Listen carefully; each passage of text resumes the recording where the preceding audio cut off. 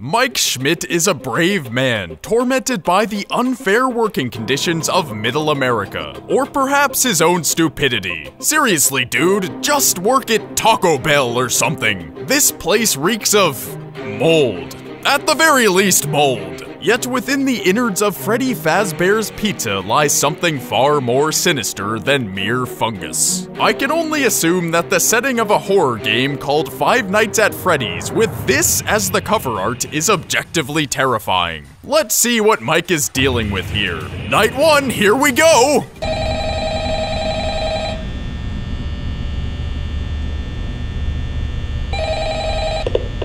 Nope! Taco Bell? McDonald's? Isn't somebody else accepting applications? Damn it, Mike, even Olive Garden is better than this. It's no use. Looks like there's nothing to it but to do it. On the other end of that eerie ringing phone, there's a man quite logically referred to as Phone Guy, who nonchalantly talks about the disturbing conditions of Mike's job. Phone Guy is our only source of information from the outside world, and so from him, let's decipher the mystery of Mike Schmidt, including who he is and why he accepted a job that could cause dismemberment. There must be something that draws Mike to this place, either a force from within himself or from within the walls of Freddy Fazbear's Pizza. Something the story you never knew.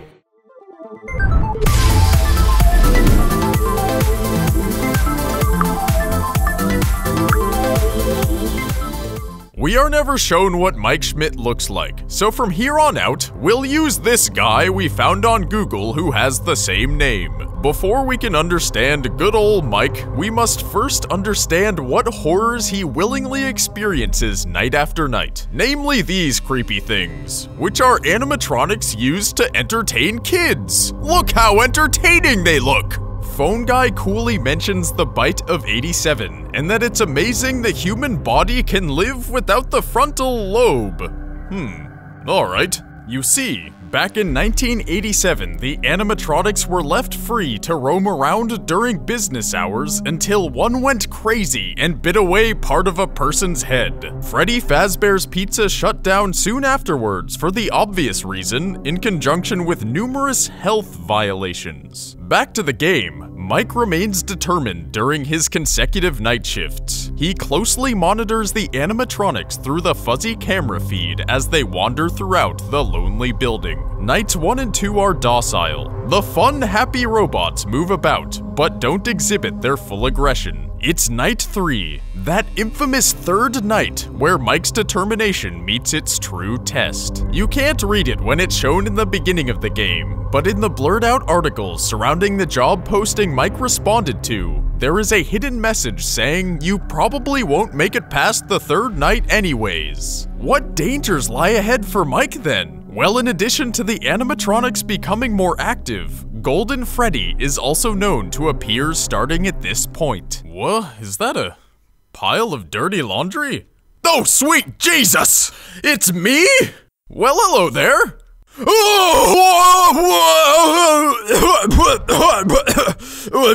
Nothing to see here, folks. Golden Freddy is the rare 5th animatronic who, even when both doors are closed, can appear in the office, causing hallucinations with the words, "It's me," followed shortly by a game crash. In case you didn't notice. Ugh, what's going on in this place? Why are you here, Mike? Olive Garden welcomes you with open arms! The not too terrible pasta, the okay garlic bread, the almost Italian people. It's not that bad. It's probably not that bad.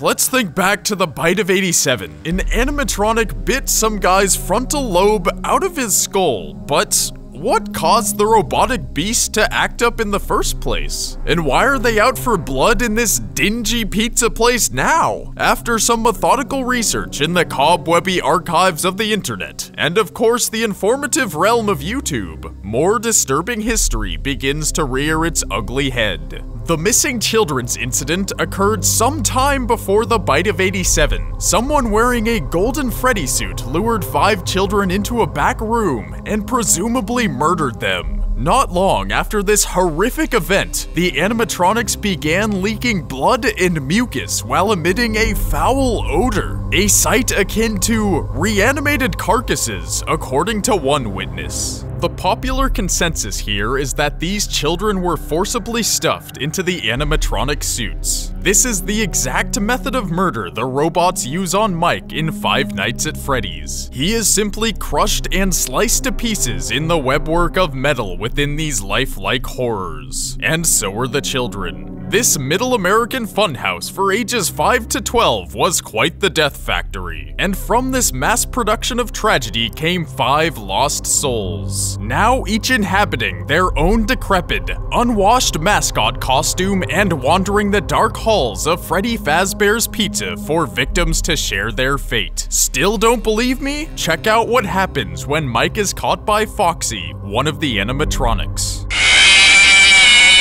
Now let's play the full clip.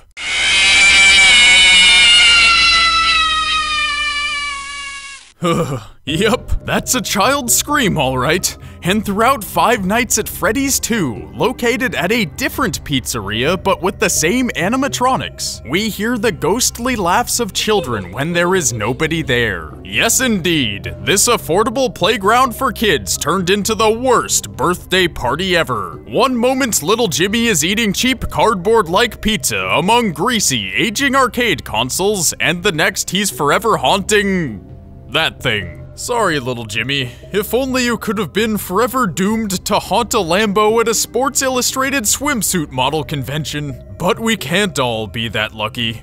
Damn you, Hasselhoff! Alright, we're getting off topic. How does the history of this pizzeria tie in with Mike? Let's stick with what we know. 5 children were presumably murdered, and now their souls haunt the animatronics. A person was bitten by one of these things in 1987, and now Mike returns to this dangerous, moldy place for at least 5 consecutive nights. Odd. But what if... No, it couldn't be. It's too horrible. Too morbid.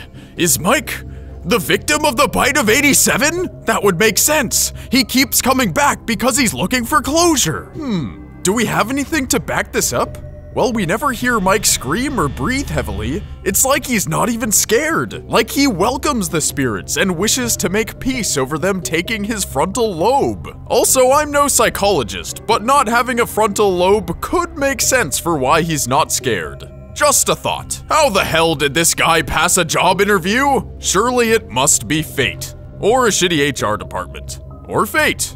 We'll go with fate. Also, those hallucinations. They say, "It's me," as though they expect Mike to recognize them. We've all called a friend and they ask, "Who's this?" To which you reply, "It's me." A statement which only makes sense if that person already knows who you are. For now, this is just a guess, so let's venture into the rest of Five Nights at Freddy's to explore this theory further. Bring on the darkness! 6 hours later. Whoa! Night 5 is a doozy, people! Gotta check that! And this! And Pirate's Cove! Taste my cold steel, heathen! What? Hey! You're wasting my power. Ha! You're just a fool! Oh god! Mike, now's the time to really face your fears! Oh! Yup, now's the time, Mike! Look at it! Look at it! It's gonna fucking kill us, you stupid asshole! This wouldn't have happened in Olive Garden!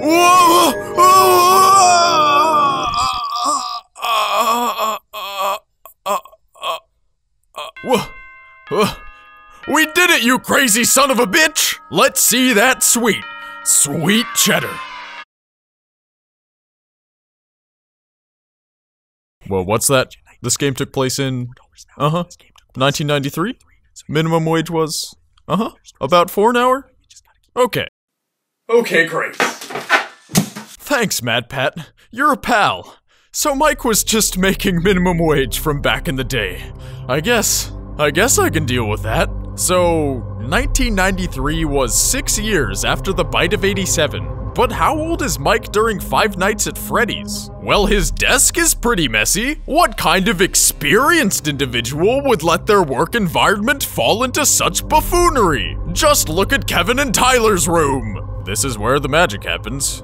That's a dwelling of two young lads. Mike would likely have the same habits if he's a similar age. This might seem like a stretch, but young men are statistically more likely to be less organized. And look, fast food! Another sign of youthful habits. Not to mention those cobwebs. He doesn't even clean them up after 5 days. Lazy beatnik. If Mike was 20 to 24 in Five Nights at Freddy's, that means he would have been about 14 to 18 in 87. Maybe his little brother was having a birthday party. Also in Five Nights at Freddy's 2, Phone Guy says the animatronics aren't hostile towards kids, only adults. We know young children's souls are in the robots. And remember how old teenagers looked when you were 7 or 8? Yeah, you got it. Mike Schmidt, ghost hunter extraordinaire because he was the victim of an outlash from one of the 5 souls brutally murdered when they were mere children. Now he wishes to make peace with these tormented spirits, return to their presence, and perhaps make some kind of contact. His lack of heavy breathing or any signs of fear at all imply he's dealt with these monsters before.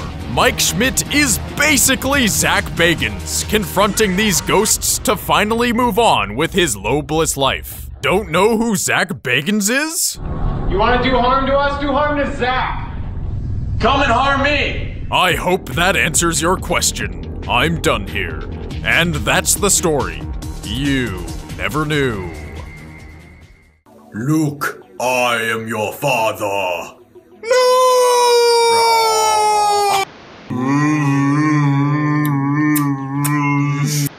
You've changed. It's still me, though. I'm still me. Hey, we got a pressing question for you. Yeah, if you like this Five Nights at Freddy's video, maybe you'd like another one. Let us know. If you'd like a Five Nights at Freddy's 2 or 3 video, click the sock guy. If you'd like to not have one of those videos, click me. Woo! As always, click the subscribe button if you want to see more stuff. Stuff.